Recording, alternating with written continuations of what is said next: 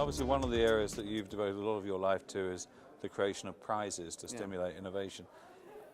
Are you developing X prizes that are focused on some of these technological challenges? I am. So, you know, through philanthropic capitalism, there's a lot of wealth being created today. In fact, there's more wealth available in the hands of individuals than ever before. And the question is, how do those individuals create the future that they want? They can either pay an individual and hope they come up with something, or the methodology that we use at the X Prize Foundation is put up a large cash prize, in our case typically $10 million or more, and we say anyone on the planet who solves this problem wins.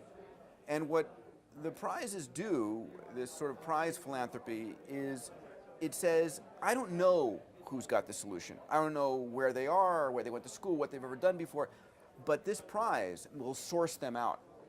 And today, because of the tools of collaboration, the connectedness of this planet, this prize reaches people in Kazakhstan, to China, to Canada, to whoever it might be.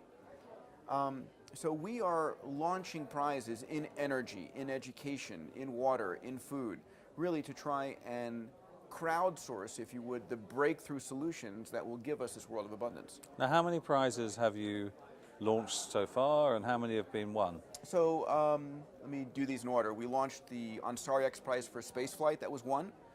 The Progressive Automotive X Prize for 100 mile per gallon cars, 100 mile per gallon equivalent cars, which was successfully won. The Wendy Schmidt Oil Cleanup Challenge for reinventing how you clean up oil spills in the ocean, which was won. We have outstanding right now the Google Lunar X Prize, reinventing how we do robotic exploration of the moon and beyond. The Archon Genomics X Prize for very rapid genome sequencing, and we just launched one I'm very excited about called the Qualcomm Tricorder X Prize.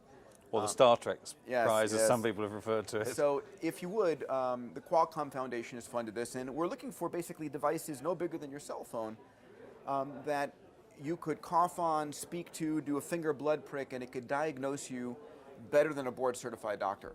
And was it inspired by the Star Trek thing? Absolutely, Yeah. of course. I've So been they a kind of had Trekkie that since my childhood, yeah. So this is ultimately what Bones, Dr. McCoy and Spock used on Star Trek to be able to sit there and diagnose you in a heartbeat. But imagine every man, woman, and child, or if you would, every family having one of these devices, get away from having to go to the doctor. And you think that's quite an achievable target? I do. We have all of these technologies that we teach at Singularity University, for example, artificial intelligence, cloud computing, lab-on-a-chip technology, digital imaging. All of these things are coming together to enable, if you would, this kind of transformative healthcare. And the fact of the matter is, without that, we are shot. By the end of this decade, the United States is going to be short 90,000 doctors. But that's great compared to Africa, which has got 1% of the healthcare workers and 25% of the disease burden.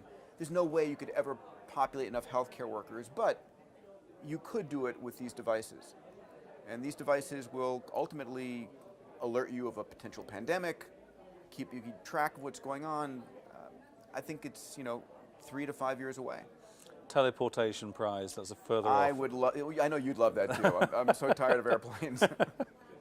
But what makes a good prize? What makes it work? A great prize is one that is a clear, measurable goal. You know exactly what you're shooting for. 3 people up into space twice in 2 weeks, our first Ansari X Prize. It catches the imagination. People are excited about it. It is typically an integration where different technologies are coming together. And ultimately, it's something that where there's a market failure, that a real transformation is needed. So we've got a huge market failure in healthcare right now. The Singularity University you mentioned, what is it? So my partner is a fellow, Ray Kurzweil, who wrote a book called The Singularity is Near. And in a sentence, the singularity is what? The singularity in his book is a time in which the rate of technological